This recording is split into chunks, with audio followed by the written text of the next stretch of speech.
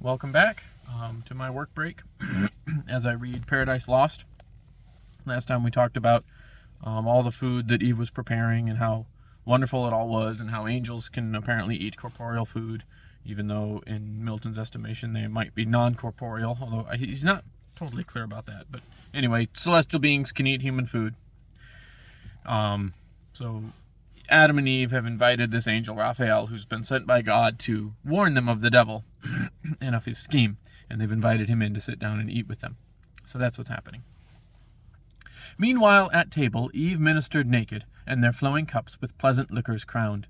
O innocence deserving paradise, if ever then had the sons of God excuse to have been enamored at that sight. But in those hearts love unlibidinous reigned, nor jealousy was understood, the injured lover's hell.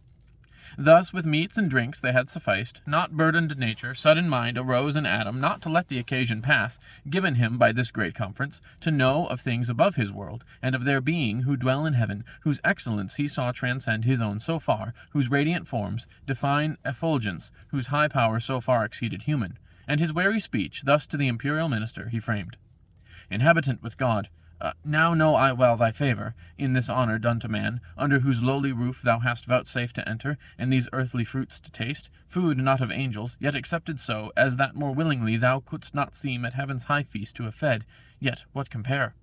To whom the winged hierarch replied, O Adam, one Almighty is, from whom all things proceed, and up to him return, if not depraved from good, created all such to perfection. One first matter all, endued with various forms, various degrees of substance, and, in things that live, of life, but more refined, more spirituous, and pure, as nearer to him placed, or nearer tending, each in their several active spheres assigned, till body up to spirit work, in bounds proportioned to each kind. So from the root springs lighter the green stalk, from thence the leaves more airy, last the bright consummate flowers, spirits' odorous breaths. Flowers and their fruit, man's nourishment, by gradual scale sublimed, to vital spirits aspire, to animal, to intellectual, give both life and sense, fancy and understanding, whence the soul reason receives, and reason is her being, discursive or intuitive. Discourse is oftest yours, the latter most is ours, differing but in degree, of kind the same. Wonder not, then, what God for you saw good, if I refuse not, but convert, as you, to proper substance. Time may come, when men with angels may participate, and find no inconvenient diet, nor too light fare, and from these corporeal nutriments, perhaps, your bodies may at last turn all to spirit, improved by tract of time and winged ascend ethereal, as we, or may, at choice, here or in heavenly paradises dwell, if ye be found obedient, and retain unalterably firm his love entire, whose progeny you are. Meanwhile, enjoy your fill. What happiness this happy state can comprehend, incapable of more. To whom the patriarch of mankind replied, Presumably he didn't yawn. That's not in the script. O favourable spirit, propitious guest, well hast thou taught the way that might direct our knowledge, and the scale of nature set from centre to circumference, whereon, in contemplation of created things, by steps we may ascend to God. But say, what meant that caution joined, if we be found obedient? Can we want obedience, then, to him, or possibly his love desert, who formed us from the dust, and placed us here full to the utmost measure of what bliss human desires can seek or apprehend? To whom the angel, Son of heaven and earth attend, that thou art happy, O to God, that thou continuest such, O to thyself. That is, to thy obedience. Therein stand. This was what caution given thee, be advised. God made thee perfect, not immutable, and good he made thee, but to persevere he left it in thy power, ordained thy will by nature free, not overruled by fate inextricable or strict necessity. Our voluntary service he requires, not our necessitated. Such with him finds no acceptance, nor can find. For how can hearts not free be tried, whether they serve willing or no?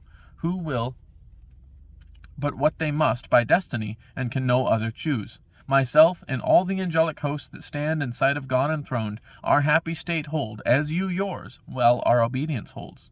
On other surety none, freely we serve, because we freely love, as in our will to love or not, in this we stand or fall. And some are fallen, to disobedience fallen, and so from heaven to deepest hell. O fall from what high state of bliss into what woe? To whom our great progenitor, thy words attentive, and with more... To whom our great progenitor, Thy words attentive, and with more delighted ear, divine instructor, I have heard, than when cherubic songs by night from neighbouring hills aerial music send. Nor knew I not to be both will and deed created free, yet that we never shall forget to love our Maker, and obey him whose command single is yet so just, my constant thoughts assured me, and still assure, though what thou tellest hath passed in heaven, some doubt within me move, but more desire to hear, if thou consent, the full relation, which must needs be strange, worthy of sacred silence to be heard. And we have yet large day, for scarce the sun hath finished half his journey, and scarce begins his other half in the great zone of heaven. Thus Adam made request, and Raphael, after short pause assenting, thus began. High matter thou enjoinest me, O prime of men, sad task and hard, for how shall I relate to human sense the invisible exploits of warring spirits? How, without remorse, the ruin of so many, glorious once, and perfect while they stood, how last unfold the secrets of another world, perhaps not lawful to reveal? Yet for thy good this is dispensed, and what surmounts the reach of human sense I shall delineate so, by likening spiritual to corporeal forms, as may yet express them best, though what if earth be but the shadow of heaven, and things therein each to other like more than on earth is thought? As yet this world was not, and chaos wild reigned where these heavens now roll, where earth now rests upon her centre poised, when on a day, for time, though in eternity applied to motion measures all things durable by present, past, and future, on such day as heaven's great year brings forth, the imperial host of angels, by imperial summons called, innumerable before the Almighty's throne, forthwith from all the ends of heaven appeared under their hierarchs in orders bright. 10,000 ensigns high advanced, standards and gonfalons twixt van and rear stream in the air, and for distinction serve of hierarchies of orders and degrees, or in their glittering tissues bear emblazed holy memorials, acts of zeal and love recorded eminent. Thus, when in orbs of circuit inexpressible they stood, orb within orb, the Father infinite, by whom in bliss embosomed sat the Son, amidst as from a flaming mount, whose top brightness had made visible, thus spake. Hear all ye angels, progeny of light, thrones, dominations, princedoms, virtues, powers, hear my decree, which unrevoked shall stand. This day I have begot whom I declare my only Son, and on this holy hill him have anointed, whom ye now behold at my right hand. Your head I him appoint, and by myself have sworn to him shall bow all knees in heaven, and shall confess him Lord, under his great vicegerent reign abide, united as one individual soul, forever happy. Him who disobeys me, disobeys, breaks union, and that day cast out from God, and blessed vision, falls into utter darkness, deep engulfed, his place ordained without redemption, without end. So spake the Omnipotent, and with his words all seemed well pleased. All seemed, but were not all. That day, as other solemn days, they spent in song and dance about the sacred hill, mystical dance, which yonder starry sphere of planets and affixed in all her wheels resembles nearest, mazes intricate, eccentric, intervolved, yet regular, than most when most irregular they seem. And in their motions harmony divine, so smooths her charming tones that God's own ear listens delighted. Evening now approached, for we have also our evening and our morn, we ours for change delectable, not need. Forthwith from dance to sweet repast they turn desirous, all in circles as they stood. Tables are set, and on a sudden piled with angels' food, and rubied nectar flows in pearl and diamond and massy gold, fruit of delicious vines, the growth of heaven.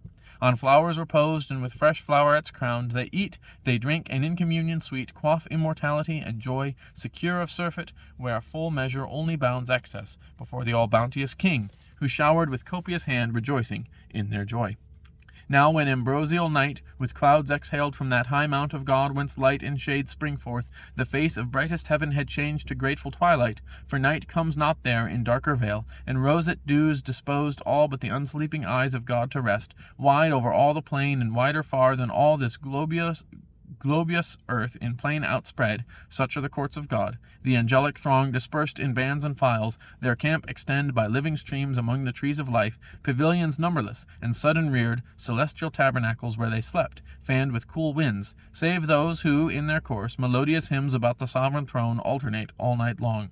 But not so waked Satan, so call him now. His former name is heard no more in heaven. He of the first is, if not the first archangel, great in power, in favor, and preeminence, yet fraught with envy against the Son of God, that day honored by his great Father, and proclaimed Messiah, King anointed, could not bear through pride that sight, and thought himself impaired.